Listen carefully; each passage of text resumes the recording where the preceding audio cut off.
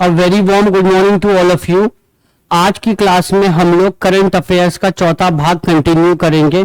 अगर आपने पहले के 3 भागों को नहीं देखा है तो उसका लिंक डिस्क्रिप्शन में है, तो प्लीज जाके पहले के 3 भाग को देखिए।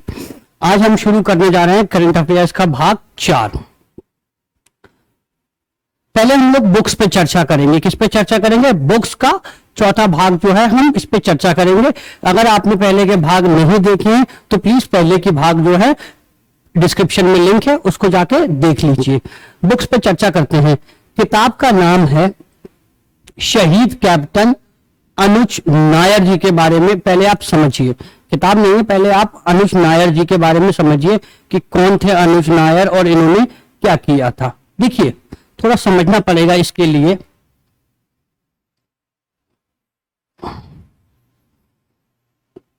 ये हिस्सा जो है वो अब जम्मू और कश्मीर है, बाकी हिस्सा लद्दाख में चला चुका है। बाकी हिस्सा कहाँ में गया है? बाकी हिस्सा भारत का लद्दाख में जा चुका है। ये हिस्सा जम्मू और कश्मीर है। अगर जम्मू और कश्मीर की बात करें तो जम्मू और कश्मीर में एक जिला है, फाइनली इधर को एक जिला है, इसका नाम है कारगिल। इस जिले का नाम क्या है? कारगिल एक जिला है। और यहां पे लाइन ऑफ कंट्रोल है, LOC। LOC के पीछे पाक अधिकृत कश्मीर है, पाक ऑक्युपाइड कश्मीर है। और यहां है क्या? यहां पे एक शहर है, इसका नाम है, इस शहर का जो नाम है, इसका नाम है द्रास। इसका नाम क्या है? इसका नाम है द्रास। ये भारत में सबसे ठंडी जगह है। द्रास क्या है? द्रास भारत में सबसे ठंडी जगह है। तो हुआ क्या था, जब 1999 में कारगिल का युद्ध हुआ तो कारगिल के युद्ध में पाकिस्तानियों ने इस द्रास के क्षेत्र पर कब्जा कर लिया था। इस द्रास के क्षेत्र पे क्या कर लिया था? कब्जा कर लिया था। तो उस समय कैप्टन अनुज नायर जी ने द्रास पर फिर से भारत को पुनः विजय दिलाई थी और तिरंगा फहराया था। किस पे? द्रास पे। हालांकि उस समय ये क्या हो गए थे? शहीद हो गए थे भारत के लिए। और ये जो द्रास नामक जगह है, यहां पर जो है झंडा किसने फहराया था? अनुज नायर जी ने फैलाया था। समझ में आ गया द्रास कहां है? तो द्रास जो है वो एक शहर है। कहां? कारगिल जिले में। जिला क्या है? जिले का नाम है कारगिल, सॉरी जिला है कारगिल। और कारगिल में ही एक जगह है, जगह का नाम क्या है? द्रास। क्लियर है? अगर हम बात करें अनुज नायर जी की, तो अनुज नायर जी की जो भूमिका है इस पिक्चर में निभाई थी सैफ अली खान ने। किसने निभाई थी? सैफ अली खान ने निभाई थी। LOC कारगिल एक पिक्चर आई थी, उसमें जो है अनुज नायर की भूमिका निभाई थी। कुछ लोगों ने अगर देखा भी हो तो शायद उन्हें याद होगा, काफी पहले ये मूवी आई थी। अगर इसके बात करें हम अनुज नायर जी की, तो देखिए अनुज नायर जी में थोड़ा सा ये समझना पड़ेगा कि अनुज नायर जी की माता जी का नाम है मीना नायर। माता जी का नाम क्या है? मीना नायर। माता जी का नाम है मीना नायर। अनुज नायर जी की माता जी का नाम है मीना नायर। क्या नाम है? मीना नायर है अनुज नायर जी की मां का नाम। अगर हम बात करें तो अनुज नायर जी ने इतने ऊंचे शिखर, क्योंकि द्रास क्या है? द्रास में पहाड़ियां हैं, तो द्रास में क्या है? ऑफ कोर्स द्रास में शिखर है। द्रास में क्या है? शिखर है। तो इतने ऊंचे शिखर पर चढ़ने की क्या दिखाई अनुज नायर जी ने? हिम्मत दिखाई। शिखर पर चढ़ने की क्या दिखाई थी? हिम्मत दिखाई थी। और माता जी का नाम है मीना नायर। तो देखिए किताब की बात करते हैं। टाइगर ऑफ द्रास, द्रास का टाइगर कौन है? टाइगर ऑफ द्रास है अनुज नायर। और ये बुक को लिखा है किसने? उनकी माता जी मीना नायर। माता जी कौन है? मीना नायर जी ने। और साथ में लिखा है, क्योंकि उन्होंने हिम्मत दिखाई थी काय पे चढ़ने की? शिखर पे चढ़ने की। साथ में लिखा है हिम्मत सिंह शेखावत। किसने लिखी है? हिम्मत सिंह शेखावत जी ने। तो ये दोनों लोगों ने मिलकर किताब लिखी है, इनकी माता जी मीना नायर और हिम्मत सिंह शेखावत। पहली बुक आई एम होपफुल कि आपको क्लियर हो गई होगी। ठीक है, पीछे देख लेते हैं। अनुज नायर, माता जी का नाम क्या है? मीना नायर और हिम्मत सिंह शेखावत, इन्होंने मिलकर किताब लिखी है टाइगर ऑफ द्रास। आगे देखिए, ये क्या है? तिरंगा पिक्चर है। कौन सी पिक्चर है? तिरंगा पिक्चर है। पीले पीले ओ मेरे जानी, पीले पीले ओ मेरे राजा, ये गाना आया था पहले तिरंगा मूवी में। तो क्या है? पीले पीले,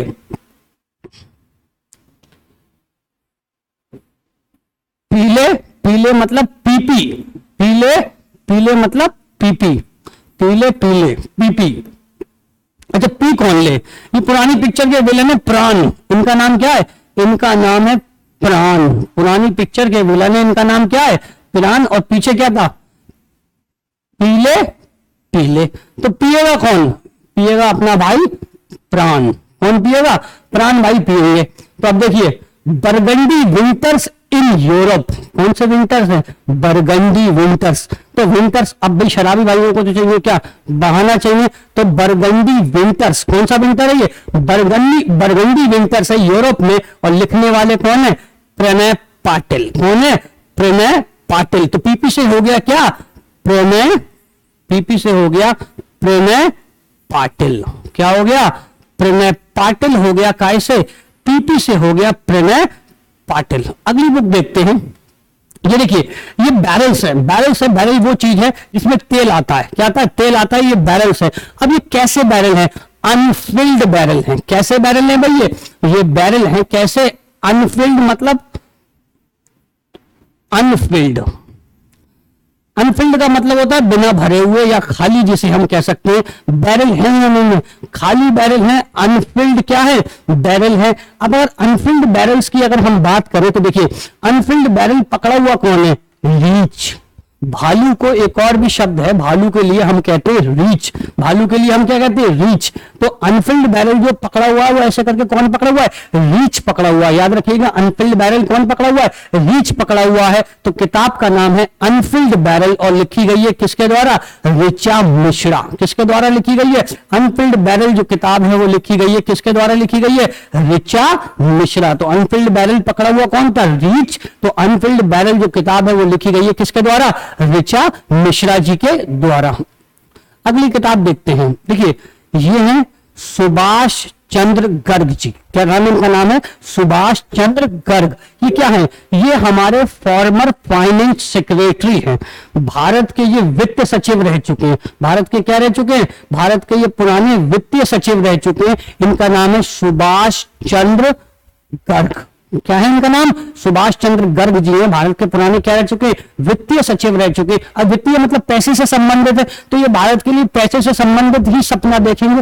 भारत से कैसा सपना देखेंगे, पैसे से संबंधित ही सपना देखेंगे। तो इन्होंने सपना देखा है 10 ट्रिलियन ड्रीम। कैसा ड्रीम देखा है, 10 ट्रिलियन ड्रीम। भारत को कितनी इकोनॉमी बनाने का सपना देखा है इन्होंने, 10 ट्रिलियन ड्रीम। भारत को कैसी इकोनॉमी बनाएंगे, 10 ट्रिलियन डॉलर की इकोनॉमी बनाने का भारत को क्या देखा है, सपना देखा है इन्होंने, सुभाष चंद्र गर्ग जी ने। किसने देखा है, सुभाष चंद्र गर्ग जी ने।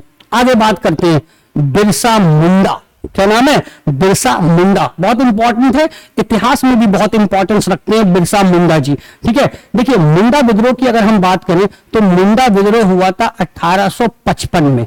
मुंडा विद्रोह कब हुआ था, 1855 में हुआ था, झारखंड में। कहां हुआ था, झारखंड में हुआ था।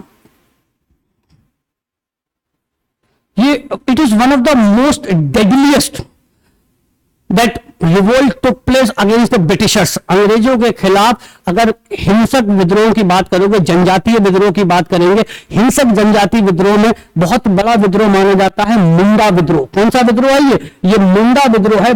बिरसा मुंडा, मुंडा रिवोल्ट। कौन सा विद्रोह है ये, मुंडा विद्रोह है। ये 1855 में हुआ था झारखंड में, लोअर झांसी, रांची में करीब निचले हिस्से में रांची के ये विद्रोह हुआ था, जिसे हम क्या कहते हैं, मुंडा विद्रोह। अच्छा, झारखंड में बिरसा मुंडा को ऐसा भगवान की तरह भी ट्रीट किया जाता है अब भी। तो देखिए बिरसा मुंडा रिवोल्ट कर रहे हैं, जनजातीय विद्रोह कर रहे हैं। तो जनजातीय वालों का बोलने का तरीका कैसा होता है, तुहिन है सिन्हा। कैसे बोलता है, तुहिन है सिन्हा, इधर आओ। अगर जैसे मान लो किसी ने कोई गलती करी, सिन्हा साहब ने कोई गलती कर दी, तो पूछेगा तुहिन है सिन्हा, तुम हो सिन्हा। तो क्या पूछेगा, तुहिन है सिन्हा, तुहिन है सिन्हा, क्या तुम ही सिन्हा हो। तो पूछेगा तुहिन है सिन्हा, मतलब भगवान बिरसा मुंडा कैसे बोला, पूछते तुहिन है सिन्हा। मान लो सिन्हा साहब ने कोई गलती कर दी, तो कैसे पूछेगा, तुहिन है सिन्हा, क्या तुम ही सिन्हा हो। तो ये पूछेगा, ये क्या नाम है, इस किताब का नाम है बिरसा मुंडा और लिखी है तुहिन ए सिन्हा ने। आगे बात करें ममता बियॉन्ड। ममता बियॉन्ड, अगर ममता जी की बात करें तो हमेशा जय हो, ममता जी की तो हमेशा क्या हो रही है, ममता जी की तो हमेशा क्या हो रही है, जय ही हो रही है। तो किताब लिखी है जयंत घोषाल। किसने लिखी है किताब, किताब लिखी है जयंत घोषाल। किसने लिखी है, जयंत घोषाल ने लिखी है किताब। और जय किसकी हो रही है हमेशा, ममता जी की। ममता जी की हमेशा 3 बार मुख्यमंत्री रह चुकी है लगातार कॉन्सिक्यूटिव। कहां की, वेस्ट बंगाल की, वेस्ट बंगाल की लगातार 3 बार क्या बन चुकी हैं, मुख्यमंत्री रह चुकी हैं। तो इनकी तो जय होना क्या है, निश्चित है, इनकी जय होना तय है। तो देखिए जय हो, तो ये किसकी जय है, ममता बियॉन्ड, ममता बियॉन्ड। जय से मतलब जयंत घोषाल, ठीक है, जयंत घोषाल जी की बुक है जो है ममता बियॉन्ड। आगे बात करते हैं स्टैच्यू ऑफ इक्वालिटी। एग्जाम के पर्सपेक्टिव से मुझे लगता है ये बहुत ज्यादा जरूरी है, बहुत ज्यादा इंपॉर्टेंट है एग्जाम के पर्सपेक्टिव से। कुछ ना कुछ आपको इससे जरूर ही मिलेगा, आई एम होपफुल। देखिए अगर स्टैच्यू ऑफ इक्वालिटी की बात करें, ये क्या है, स्टैच्यू ऑफ इक्वालिटी जो है वो भारत की सबसे ऊंची मूर्ति बनाई गई है भक्ति संत रामानुजाचार्य जी की। भक्ति संत कौन थे, रामानुजाचार्य जी की बनाई गई है सबसे ऊंची मूर्ति, हैदराबाद से 40 किलोमीटर दूर मुंचातल में, ठीक है। इसका इनॉग्रेशन, इसका उद्घाटन 5 फरवरी 2022 को हमारे माननीय प्रधानमंत्री जी ने किया था।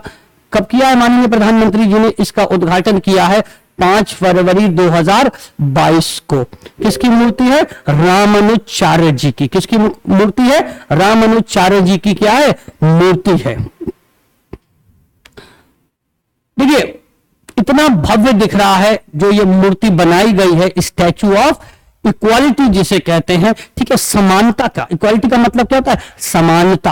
ये समानता का स्टैच्यू है, किसका स्टैच्यू है, समानता की मूर्ति है। ये दर्शाती है कि सब भारत में क्या है, सामान्य है। ये है इतनी भव्य मूर्ति। अब इसको समझते हैं। देखिए अगर भक्ति आंदोलन की हम बात करें, किसकी बात करें, भक्ति आंदोलन की बात करें, तो भक्ति आंदोलन को प्रारंभ करने वाले या भक्ति आंदोलन को शुरुआत करने वाले थे आदि गुरु शंकराचार्य। आदि गुरु कौन है, आदि गुरु शंकराचार्य जो है वो भक्ति आंदोलन के जनक थे। उन्होंने भक्ति आंदोलन का प्रारंभ किया था। तो अगर भक्ति आंदोलन के हम किसी भी भक्ति संत को पढ़ते हैं तो ये जरूरी है कि हम थोड़ा बहुत जाने शंकराचार्य जी के भी बारे में। अगर भारत में भक्ति आंदोलन की बात करें तो भारत में भक्ति आंदोलन का प्रारंभ शंकराचार्य जी के द्वारा ही किया गया था। शंकराचार्य जी का जन्म 788 एडी में कलाडी, एक छोटा सा गांव है केरला में। कहां है, केरला में है एक छोटा सा गांव कलाडी, वहां इनका जन्म हुआ था। कब, 788 में। शंकराचार्य शुरू से ही बहुत होशियार तेज थे। ये कहा जाता है कि भगवान शंकर जी की उपासना के बाद इनका जन्म हुआ था, तो इनका नाम भी उनके नाम पर रखा गया, शंकराचार्य। स्टार्टिंग से ही इन्होंने सन्यास को ग्रहण कर लिया। और सन्यास को क्या कर लिया, ग्रहण कर लिया। बहुत कम आयु में उनके पिताजी जो है वो उनका स्वर्गवास हो गया था और इन्होंने बहुत छोटी आयु में क्या ज्वाइन कर लिया था, सन्यास इन्होंने जो है धारण कर लिया था आदि गुरु शंकराचार्य ने। शंकराचार्य जी की अगर हम बात करें तो शंकराचार्य जी ने जो है एक सिद्धांत दिया है अद्वैतवाद का। काय का सिद्धांत दिया है, अद्वैतवाद का सिद्धांत दिया है आदि गुरु शंकराचार्य ने। ऐसा नहीं है कि अद्वैतवाद का सिद्धांत स्टार्ट ही इन्होंने किया, ऐसा कुछ नहीं है। अद्वैतवाद के सिद्धांत का जो हमें पहला उल्लेख उपनिषदों में मिलता है। कहां मिलता है, उपनिषदों में मिलता है, मंडूक उपनिषद में। किसमें मिलता है, मंडूक उपनिषद में मिलता है। और माननीय रिस्पेक्टेड जो थे वो हमारे एक आपके लेखक थे जिनका नाम था गौड़पाद। लेखक का नाम क्या था, गौड़पाद थे, जो मंडूका, जिन्होंने टीका लिखा था किस पे, मंडूका उपनिषद पे। तो उनके लेखक गौड़पाद जी ने जो है इस सिद्धांत को दिया था, किसे, अद्वैतवाद को। उसकी पूरी व्याख्या की कि आदिगुरु शंकराचार्य ने, गौड़पाद जी ने क्या दिया था, इस सिद्धांत को दिया था। हालांकि गौड़पाद जी थे वो गुरु नहीं थे, किसके, शंकराचार्य जी के। शंकराचार्य जी के जो गुरु थे उनका नाम था गोविंद पाद। क्या नाम था? गोविंद पाद जो थे वो इनके क्या थे? गुरु थे, या गोविंद आचार्य इनके गुरु थे। और गोविंद आचार्य जी के जो गुरु थे वो थे गौड़पाद जी। तो गौड़पाद जी से ये ट्रांसफर किया किसे? गोविंद आचार्य जी को। और गोविंद आचार्य जी ने इस सिद्धांत को जो है पास किया किसके पास? शंकराचार्य के पास। इस पे शंकराचार्य ने विस्तृत वर्णन दिया है। अब समझ के चलते हैं अद्वैतवाद होता क्या है। देखिए, अद्वैतवाद के सिद्धांत का यह कहना है कि जो पूरा वर्ल्ड की, जो पूरी दुनिया की उत्पत्ति हुई है ब्रह्म से हुई है। मतलब ब्रह्म ही जो है क्या है? सच है, सच्चाई है। और हम सब लोग काय में लगे रहते हैं? हम सब लोग माया में लगे रहते हैं। हम सब लोग काय में लगे रहते हैं? हम सब लोग माया में लगे रहते हैं। वास्तविकता में, वास्तविकता में जो सच्चाई है वो क्या है? ब्रह्म। सच्चाई क्या है? ब्रह्म ही एक सच्चाई है। उसके बाद हम आगे बढ़ते हैं। आदि गुरु शंकराचार्य जी की बात करें तो आदि गुरु शंकराचार्य जी ने 4 मठों की स्थापना की। क्या स्थापना की? 4 मठों की स्थापना करी आदि गुरु शंकराचार्य जी ने। एक मठ बनाया उन्होंने द्वारका में। कहां बनाया? द्वारका में। एक बनाया उन्होंने कहां? शिंगरी में। कहां बनाया? शिंगरी में बनाया। Shingri is place in Karnataka. Shingri कहां है? कर्नाटक में है। उसके बाद एक बनाया पुरी में, पुरी मतलब उड़ीसा में। और एक बनाया उत्तराखंड के बद्रीनाथ में। तो ये 4 मठों की स्थापना करी है आदि गुरु शंकराचार्य जी ने। आदि गुरु शंकराचार्य ने 4 मठों की स्थापना की है, बद्रीनाथ, द्वारका, शिंगरी और पुरी। ये एक बहुत ही प्रचलित और बहुत ही इंपॉर्टेंट और जो है एक शंकराचार्य जी का डिबेट हुआ था। इंग्लिश में कहते हैं डिबेट और हिंदी में कहते हैं इसे शास्त्रार्थ। क्या कहते हैं? शास्त्रार्थ कहते हैं। शास्त्रार्थ हुआ था किसका? आदि गुरु शंकराचार्य जी का मंदन मिश्र जी के साथ। मंदन मिश्र जी उस जमाने के बहुत बड़े प्रखंड पंडित हुआ करते थे जो कि बिहार में निवास करते थे। और ये कहा जाता था कि मंदन मिश्र जी का जो तोता था वो भी क्या करता था? संस्कृत में श्लोक बांचता था, संस्कृत में श्लोक बोलता था। तो उस जमाने में शास्त्रार्थ होता था तो लोग अपनी बातें कहने के लिए एक दूसरे के पास जाते थे। तो आदि गुरु शंकराचार्य जी भी मंदन मिश्र जी के पास पहुंचे। जब मंदन मिश्र जी के पास पहुंचे तो जब शास्त्रार्थ चालू हुआ तो मंदन मिश्र जी की जो एक उनकी वाइफ जो थी वो भी एक विदुषी महिला थी, मतलब बहुत ज्यादा पढ़ी लिखी महिला थी उस जमाने की। उनका नाम था उभय भारती। क्या नाम था? उनका नाम था उभय भारती। क्या नाम था? उनका नाम था उभय भारती। उनका नाम था उभय भारती। उभय भारती जी ने जो है उस समय क्या किया? एक अंपायर की भूमिका निभाई कि भाई आप दोनों डिबेट करिए, हम क्या रहेंगे? हम अंपायर रहेंगे। फाइनली आदि गुरु शंकराचार्य जी ने मंदन मिश्र जी को शास्त्रार्थ में हरा दिया। और जब हार गए ये डिबेट में तब इन्होंने ये एक रिक्वेस्ट रखी कि मैं भी सन्यासी होकर आपके साथ रहना चाहता हूं। तब उभय भारती जी ने यह कहा कि नहीं, आप ऐसे नहीं जा सकते क्योंकि आप तो मेरे हस्बैंड हो। इसीलिए आदि गुरु शंकराचार्य जी को क्या करना पड़ेगा? डिबेट में पहले मुझे हराना पड़ेगा। इसके बाद उभय भारती जी और शंकराचार्य जी का क्या हुआ? आपस में डिबेट हुआ। और ये जो डिबेट है वो 40-41 दिन लगभग चला।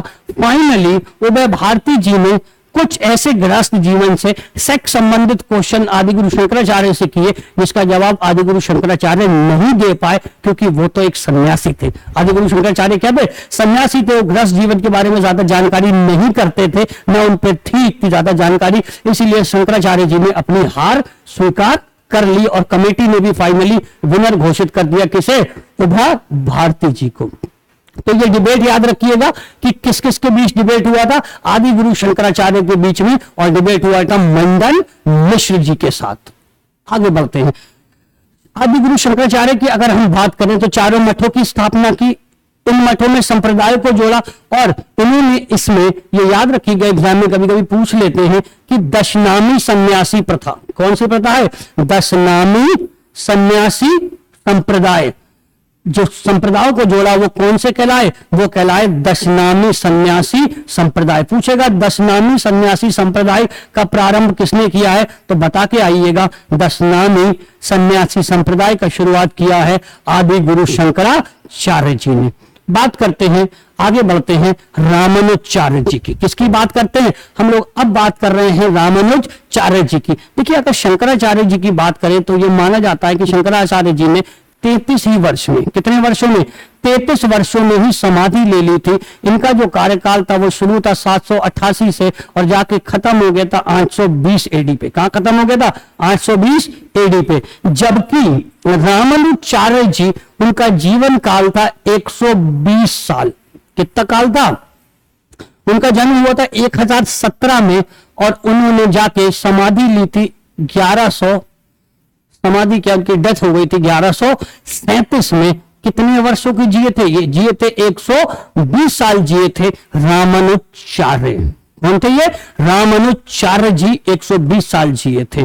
अगर रामानुजाचार्य जी के बारे में बात करें तो आदि गुरु शंकराचार्य ने जो शुरू किया था वो था अद्वैतवाद। क्या था, अद्वैतवाद। और इन्होंने जो शुरू किया था वो था विशिष्ट द्वैत। कौन सा द्वैत था, रामानुजाचार्य जी का कौन सा द्वैत था, इनका जो द्वैत था वो कहलाता था विशिष्ट द्वैत। कौन सा द्वैत था भाई, इनका जो द्वैत था वो कहलाता था विशिष्ट द्वैत। तो याद रखिएगा, आदि गुरु शंकराचार्य का कौन सा था, उनका अद्वैतवाद था और इनका विशिष्ट द्वैत था। अच्छा, विशिष्ट द्वैत क्या कहता है, विशिष्ट द्वैत ये कहता है कि देखिए, एक तो विशिष्ट द्वैत ये कहता है कि ब्रह्म जो है ना वो हर समय हर जगह उपस्थित हो सकता है, अपने अपने हिसाब से ब्रह्म की व्याख्या की जा सकती है। आदि गुरु शंकराचार्य ने कहा था ब्रह्म एक है, लेकिन इनके हिसाब से, सिचुएशन के हिसाब से अलग अलग जगह पे अलग अलग ब्रह्म भी हो सकता है। ये सगुण भक्ति को जो है क्या करते थे, सपोर्ट करते थे। सगुण भक्ति का मतलब होता है कि मूर्ति पूजन। सगुण भक्ति जो होती है मूर्ति पूजन। सगुण भक्ति के उपासक थे, कौन थे, रामानुजाचार्य जी।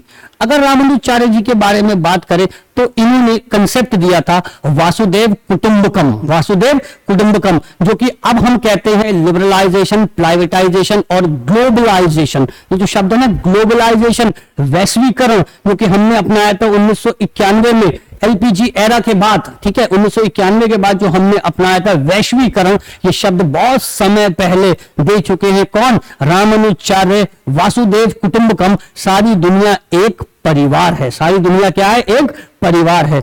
अब अगर बात करते हैं हम जो स्टैचू बना है, जो मूर्ति बनी है, उसके बारे में बात करते हैं।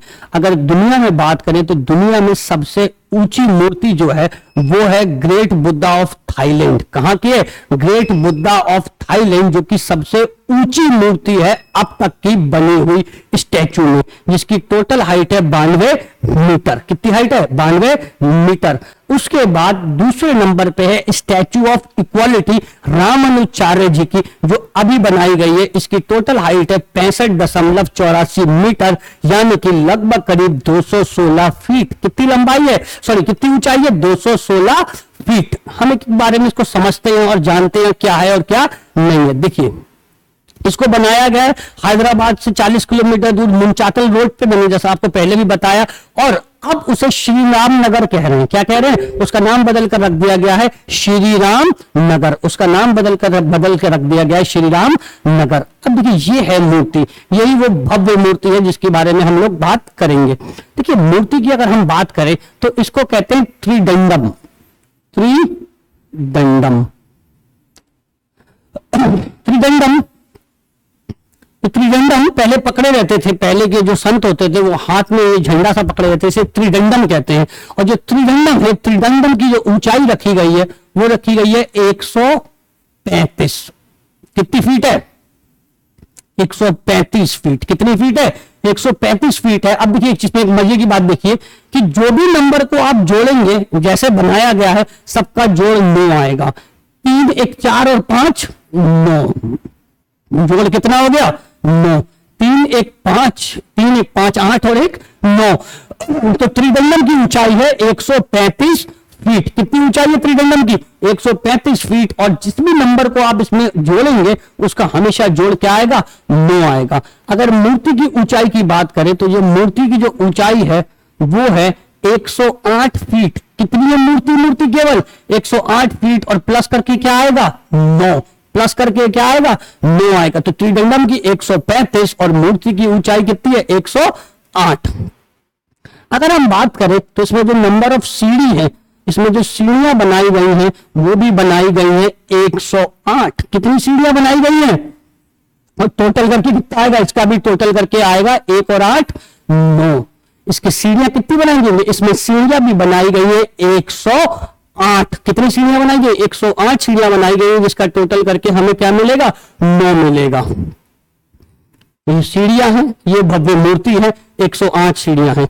अच्छा, आगे अगर हम बात करें, इसमें जो सीढ़ियों को रखा गया है वो कमल पंखुड़ियों के ऊपर रखा गया है, और उन कमल पंखुड़ियों की जो संख्या है वो है 54।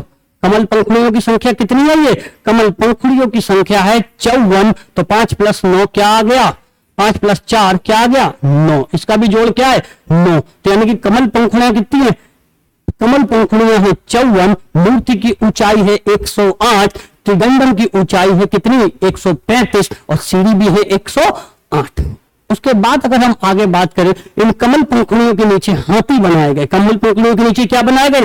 हाथी बनाए गए हैं, और इन हाथियों की संख्या रखी है 36। हाथियों की संख्या कितनी है? 36। 3 + 6 क्या है? 9। 3 + 6 क्या है? 9। इसकी क्या है? टोटल, इसको जोड़ के आएगा 9। तो हाथी कितनी है? हाथी है टोटल 36। कितने हाथी है इसमें? 36 हाथी हैं। तो देखिए आगे बात करते हैं। अब देखिए, इसकी मूर्ति की पूजा के लिए, श्री रामानुजाचार्य जी की मूर्ति की पूजा के लिए भी क्या किया गया है? एक सोने की मूर्ति बनाई गई है। सोने की क्या बनाई गई? सोने की मूर्ति बनाई गई है, जिसका टोटल वेट है 120 kg। टोटल वेट कितना है? 120 kg इसका वेट रखा गया है। क्यों? क्योंकि रामानुजाचार्य जी जिए थे कितने वर्ष? 120 वर्ष। पंच धातुओं से बनी हुई ये मूर्ति है, ऊंची वाली जो मूर्ति है तो सोने की बनी हुई है, और जो ये जो पीछे मूर्ति जो बनी हुई है, ये कितने धातुओं से बनी है? 5। कितने एलिमेंट से मिलकर बनी है? 5 धातुओं से मिलकर, 5 एलिमेंट से मिलकर इस धातु को बनाया गया है। अब एक बात समझ लीजिए कि 9 का प्रयोग क्यों किया गया। देखिए, हिंदू माइथोलॉजी में 9 को एटर्नल शब्द माना जाता है, शाश्वत वर्ड, शाश्वत माना जाता है। गिनती के नंबर में कैसा नंबर माना जाता है? शाश्वत नंबर माना जाता है, भगवान का नंबर माना जाता है। तो इसीलिए हर चीज का जोड़ करके इसमें क्या आ रहा है? 9 आ रहा है। अब अगर हम इसमें आगे चले तो ये रामानंद जी कौन है? ये रामानंद जी, इनके बारे में थोड़ा सा समझना जरूरी है। रामानंद जी के बारे में क्यों? क्योंकि देखिए, उत्तर भारत में नॉर्थ इंडिया में भक्ति आंदोलन को लाने वाले कौन थे? रामानंद जी। भक्ति आंदोलन को लाने वाले कौन थे? रामानंद जी। हालांकि उत्तर भारत में जो भक्ति आंदोलन था काफी लेट से आया। रामानंद जी का जन्म 1400 में हुआ था, प्रयागराज में। कहां हुआ था? प्रयागराज में। कहां हुआ था? प्रयागराज में हुआ था। 1470 में इनकी डेथ हो गई थी। और उत्तर भारत में कहां? इस पोर्शन में नॉर्थ इंडिया में भक्ति आंदोलन को लाने वाले कौन थे? श्री रामानंद जी। कौन थे? श्री रामानंद जी, जो उत्तर भारत में लाए थे किसे? भक्ति आंदोलन को। और इनके करीब लगभग 12 डिसाइपल थे, 12 चेले थे। 12 कौन थे? 12 डिसाइपल थे या 12 शिष्य थे, जिनमें मोस्ट इंपॉर्टेंट थे कबीर। आप जानते होंगे कबीर सिंह, कबीर, ठीक है। और एक और इनके थे रैदास।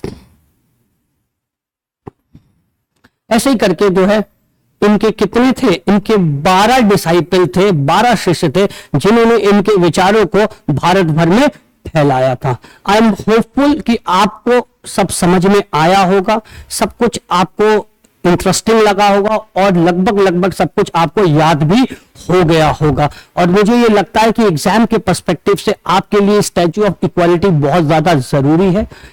कोई भी एग्जाम हो, इसके उसे क्वेश्चन आना क्या है, मुझे लगता है ये जो है क्वेश्चन आना ही आना है, चाहे किसी भी लेवल का एग्जाम हो। स्टैच्यू ऑफ लिबर्टी और हेयर एंड देयर से अगर आपको कोई इंफॉर्मेशन मिलती है स्टैच्यू ऑफ लिबर्टी के बारे में, तो प्लीज कमेंट करिए, कमेंट करके बताइए, ठीक है। और अपना भी तैयारी करिए। अगर आपको ये वीडियो अच्छा लगा हो तो प्लीज चैनल को लाइक करिए, शेयर करिए, सब्सक्राइब करिए। Thank you very much.